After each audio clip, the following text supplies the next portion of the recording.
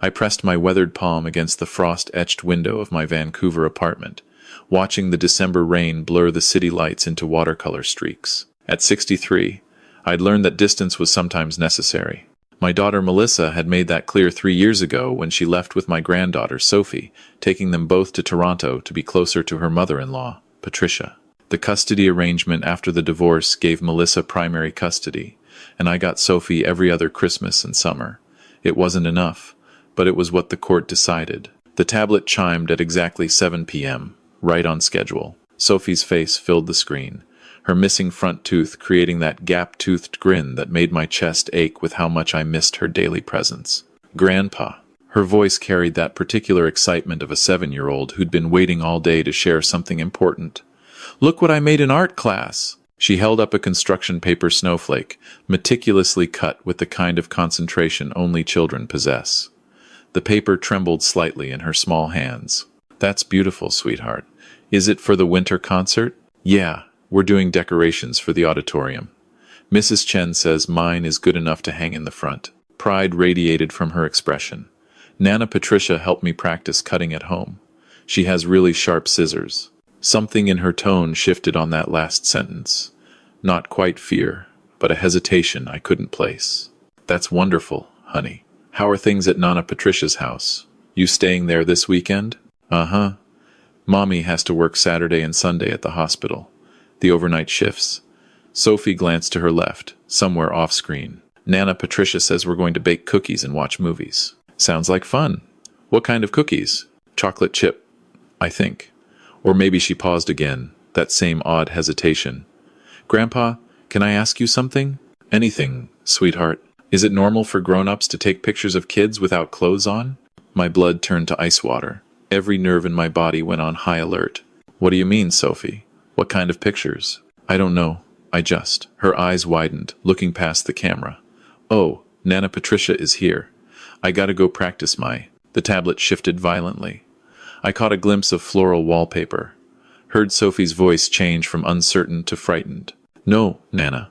I didn't say anything. I was just talking about art class. Give me that device right now, young lady. Patricia's voice, usually so refined and proper, carried an edge like broken glass.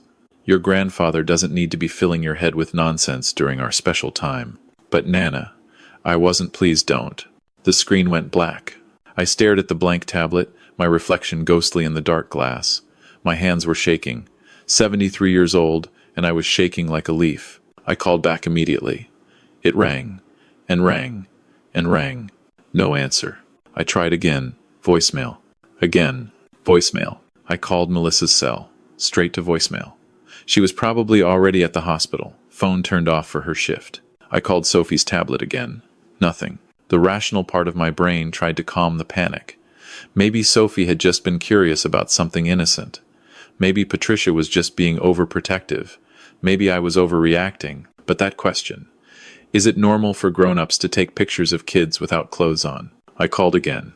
And again. After the 23rd attempt, I grabbed my coat. After the 31st call, I was in my truck, pulling out of the parking garage. After the 37th call, I was on the Trans-Canada Highway, heading east through the rain. Vancouver to Toronto. 4,300 kilometers. 41 hours of straight driving. I'd stop for gas and nothing else. By the time I hit my 47th unanswered call, I was somewhere past Revelstoke, and the rain had turned to sleet. My phone finally rang. Dad? Melissa's voice was tight with worry. I just saw all your calls. What's wrong? Is everything okay? Where's Sophie right now? She's at Patricia's. Dad, what's going on? You're scaring me. Call Patricia. Right now. Tell her you're coming to pick Sophie up early. Dad, I can't. I'm at work. My shift doesn't end until 7 a.m., and I can't just leave in the middle of a... Melissa, listen to me very carefully. I forced my voice to stay level. Sophie asked me if it was normal for adults to take pictures of children without clothes on. Silence. The kind of silence that screams. What? Her voice was barely a whisper. Right before Patricia grabbed the tablet and cut off the call. I've been trying to reach them for 2 hours. Nobody's answering. Oh my God. I heard movement, voices in the background. Oh my God, Dad. I'm calling the police right now. Where are you? On my way to Toronto. You're where? Dad, that's a 40-hour drive. I left right after the call. I'm not waiting 40 hours for bureaucracy to maybe check on my granddaughter. More movement, Melissa talking to someone else rapidly. Then she was back. Dad, I'm leaving work. I don't care what they say. I'm getting Sophie right now. Call me the second you have her. I will. I'm calling Patricia first, then the police, then I'm driving there. Oh God, Dad. If she's hurt, if that woman has... Her voice broke. Drive carefully, I said. Call me. The line went dead. I pushed the accelerator harder. The truck's speedometer climbed. The sleet became snow as I gained elevation through the mountain passes. I didn't care. I'd driven these roads in worse conditions, hauling logging equipment back in my 30s. The truck could handle it. I could handle it. My phone rang again 40 minutes later. Melissa. Dad, I'm almost there. The police are already on their way. They said they'd meet me at Patricia's house. I tried calling her 16 times. No answer. Stay on the line with me. Okay. Her breathing was rapid, panicked. I heard the sound of her car, the rhythmic thump of windshield wipers. Dad, what if we're wrong? What if this is all a misunderstanding? Then we apologize and deal with the embarrassment. But if we're not wrong, and we did nothing, could you live with that? No. Her voice was firm now. No, I couldn't. 15 minutes of tense silence. Just the sound of our breathing and our respective vehicles cutting through the night. I'm on her street, Melissa said. I see the police cars. 2 of them. Lights on. What else do you see? The house is dark. Wait, there's someone coming out. It's an officer. He's walking toward my car. I'm pulling over. I heard her car door open. The distant sound of voices. Ma'am, are you the mother? A male voice. Professional, but urgent. Yes, my daughter is inside. Is she okay? Is Sophie okay? Ma'am, I need you to stay calm. We've secured the residence. Your daughter is safe. She's physically unharmed. Oh, thank God. Thank God. Where is she? She's with a female officer in one of the vehicles, being kept warm. Ma'am, I need to inform you that we found your daughter alone in the residence. We also found evidence of a crime scene in the basement. The world tilted. I nearly swerved off the highway. What do you mean, alone? Melissa's voice rose. Where's Patricia? Ma'am, we found the body of Patricia Thornton in the basement. It appears to be suicide by firearm. We also found extensive evidence of child exploitation materials and photographic equipment. I heard Melissa's phone hit the ground, heard her retching, heard the officer calling for assistance. Ma'am? Ma'am, are you all right? My baby, Melissa sobbed. My baby was in that house. With. Your daughter is safe, ma'am. We need to take her to the hospital for an examination. Standard procedure. Do you have someone who can drive you? You're in no state to. I'm her father, I said loudly, hoping the phone would pick up my voice from where it lay on the ground. I'm on my way from Vancouver. I'll be there in approximately 36 hours. A pause. The officer must have picked up the phone. Sir? This is Constable Morrison with Toronto Police. Are you the child's grandfather? Yes. Richard Brennan. Sophie Brennan is my granddaughter. What happened? Sir, I can't discuss details of an active investigation over the phone, but I can tell you that your granddaughter is safe and in protective custody. The scene suggests that Miss Thornton discovered certain materials on her computer earlier this evening and took her own life.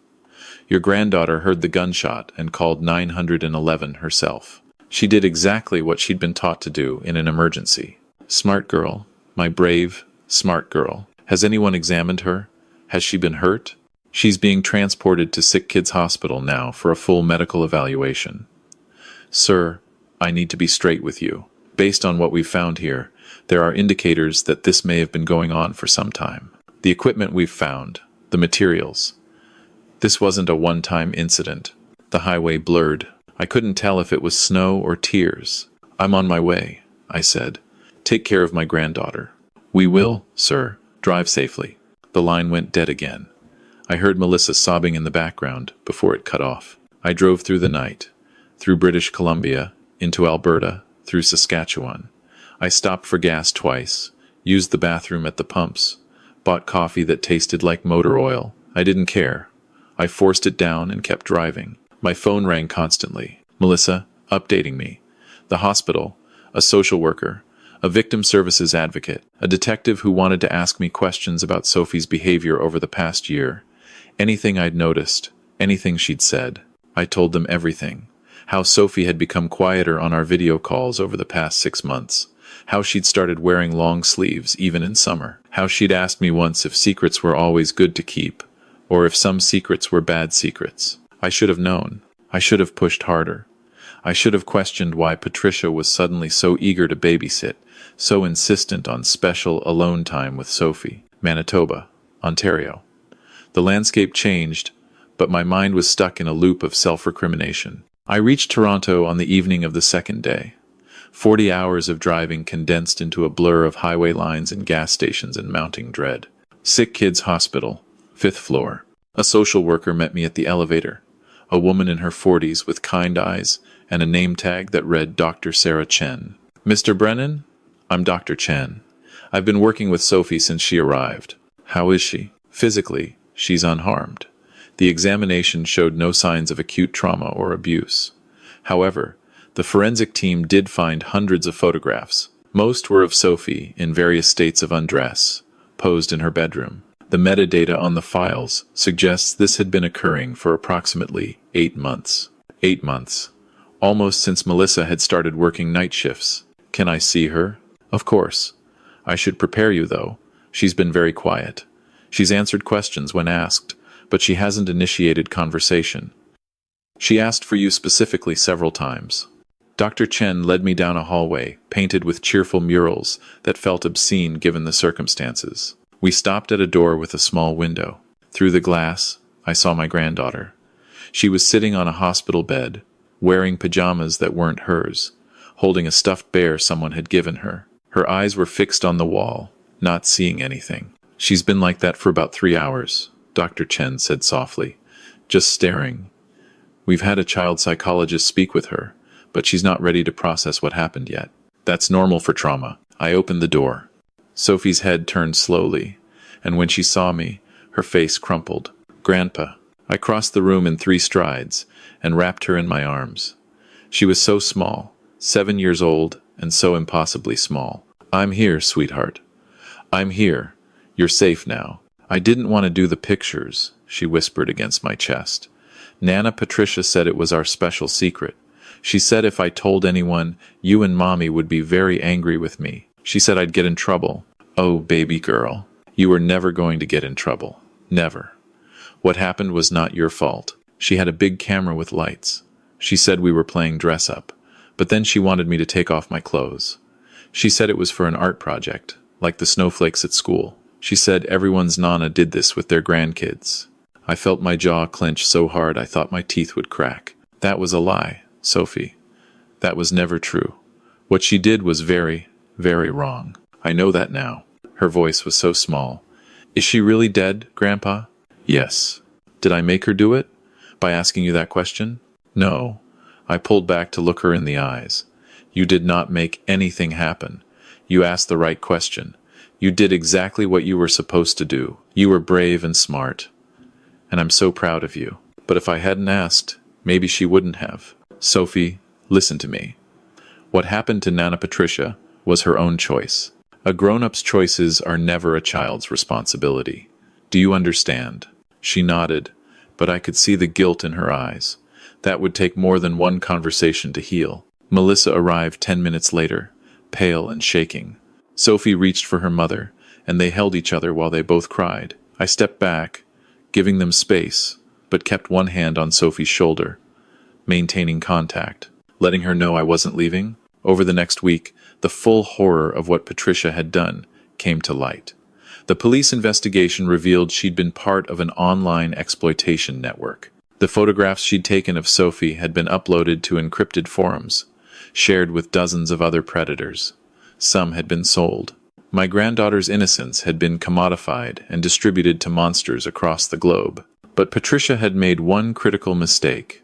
She'd kept detailed logs, notes about each photography session, communications with her network, even financial records of payments received. When Sophie had asked me that question on video chat, Patricia must have realized the secret was about to come out. She'd gone to her computer, seen the evidence of her crimes laid bare in her own handwriting, and understood there was no escape. The police found the note she'd written before taking her own life. It didn't express remorse. It expressed anger that she'd been caught, anger that Sophie had betrayed her by asking me that question. The detective in charge of the case, a woman named Jennifer Walsh, called me on the 5th day after my arrival in Toronto. "Mr. Brennan, I wanted to update you personally on the investigation.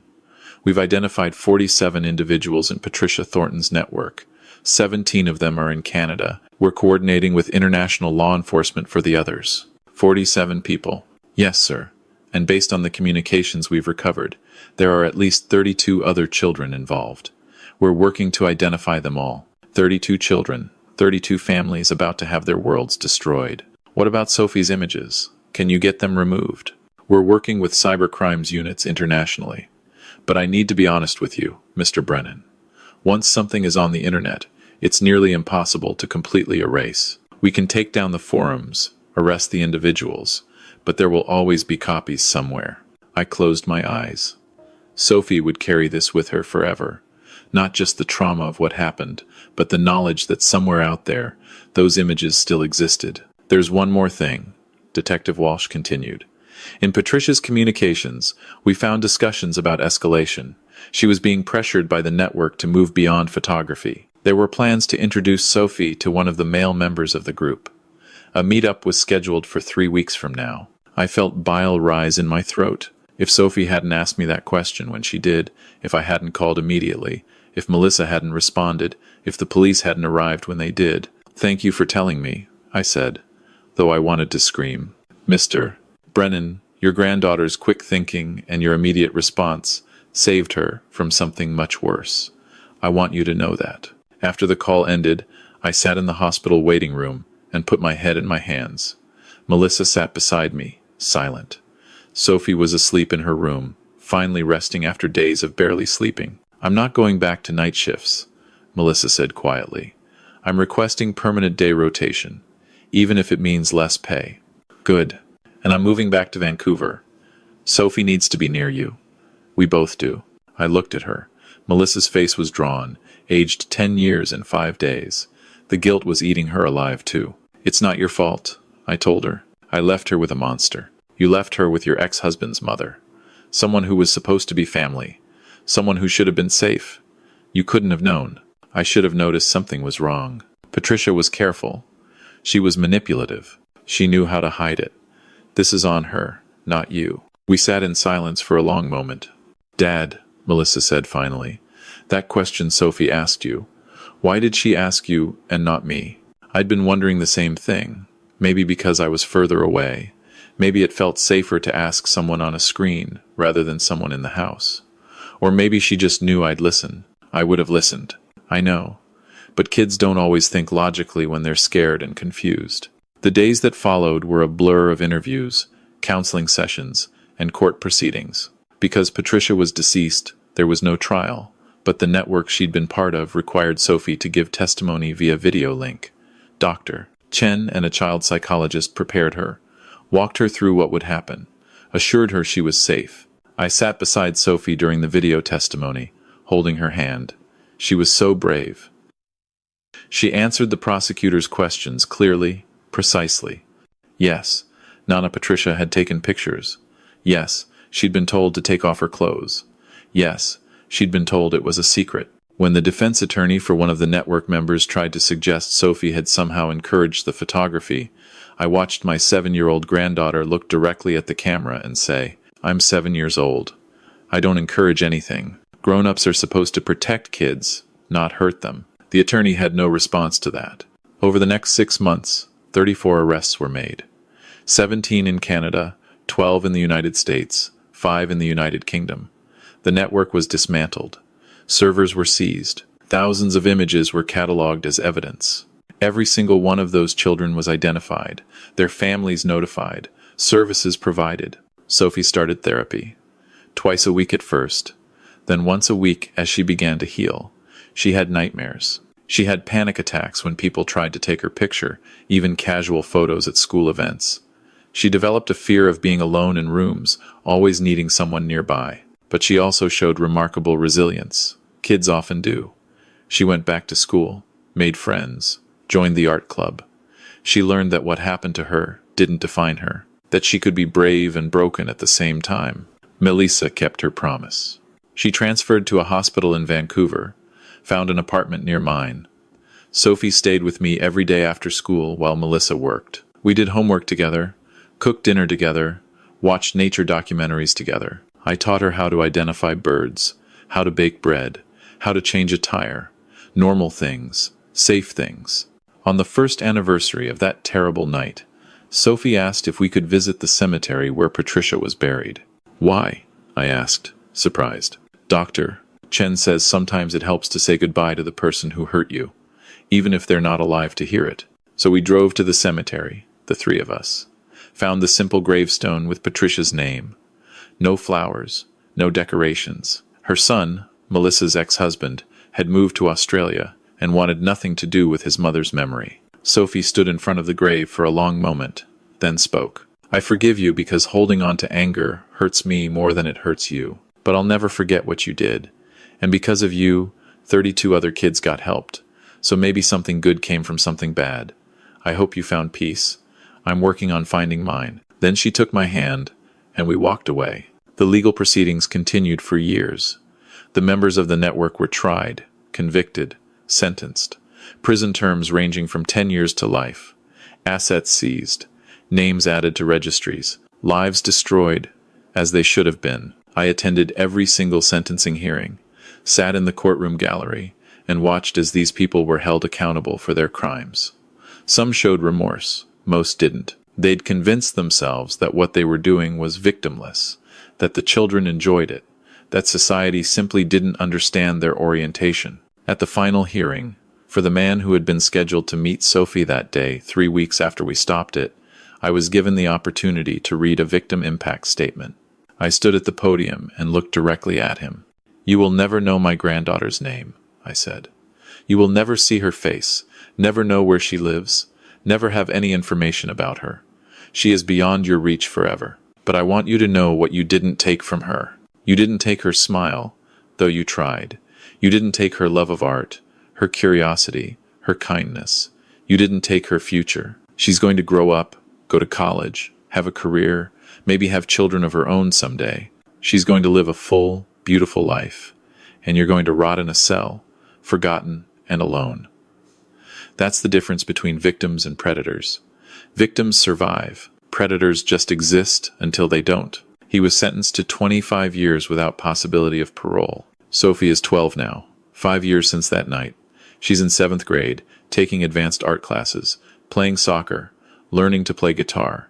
She still sees Dr. Chen once a month, probably will for years to come. She still has hard days, moments when the memories surface unbidden. But she's also learned that trauma doesn't have to be a cage, that survival can be a form of strength, that asking for help when you need it isn't weakness. Last week, she came to me with a project she'd been working on in secret, a presentation for her school assembly about recognizing warning signs of abuse, about the importance of telling trusted adults when something feels wrong, about how secrets that make you uncomfortable are never good secrets. Will you come watch? She asked.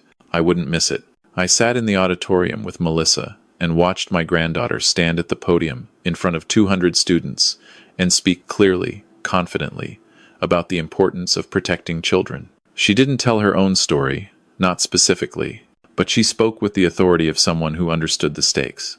When she finished, the auditorium was silent for a moment. Then the applause started. Students, teachers, parents, everyone standing, clapping for this brave young woman who had turned her trauma into advocacy. Afterward, 3 students approached her privately, told her they needed to talk to someone about things that were happening at home. Sophie brought them directly to the school counselor, stayed with them while they made their first reports. Because of her courage 5 years ago, 3 more children were saved. Because she'd asked that question on video chat, because she'd trusted her instinct that something was wrong, dozens of children had been protected. That night, as I drove Sophie home, she was quiet, processing the day's events. Grandpa, she said finally. Yes, sweetheart? Do you think Nana Patricia would have ever stopped if I hadn't asked you that question? I'd thought about this countless times over the years, wondered about the what-ifs, The alternate timelines where things had gone differently. No, I said honestly. I don't think she would have. People like that don't stop on their own. They have to be stopped. I stopped her. You did. You were brave enough to ask a question, even though she'd told you not to. That's real courage, Sophie. Not the absence of fear, but acting despite the fear. She nodded, looking out the window at the passing streetlights. I'm glad I asked, she said, even though it was scary. Even though I was afraid you'd be mad at me. I will never be mad at you for asking questions. Never. And I'll always come when you need me. 41 hours of driving, 4,000 kilometers. I'd do it again in a heartbeat. She reached over and squeezed my hand. I know, Grandpa. That's why I asked you and not anyone else. Because I knew you'd come. And that, in the end, was the only thing that mattered. Not that I'd arrived in time to prevent the worst of it. Not that justice had been served. Not even that the network had been dismantled and other children saved. What mattered was that when my granddaughter needed me, when she asked that question that could have been dismissed or ignored or rationalized away, I listened. I believed her. And I came. Every child deserves that. Every single one. If you're reading this and you have children in your life, grandchildren, nieces, nephews, students, neighbors, I'm asking you to remember Sophie's question. Is it normal for grown-ups to take pictures of kids without clothes on? The answer is no. It's never normal. It's never okay. It's never art or education or special bonding time. And if a child asks you something that makes your blood run cold, that triggers every alarm bell in your nervous system, don't ignore it. Don't rationalize it. Don't assume someone else will handle it. Listen, believe, act. Because somewhere, right now, there's another child trying to find the courage to ask that question. And whether or not they're saved depends entirely on whether the adult they ask is willing to hear the answer.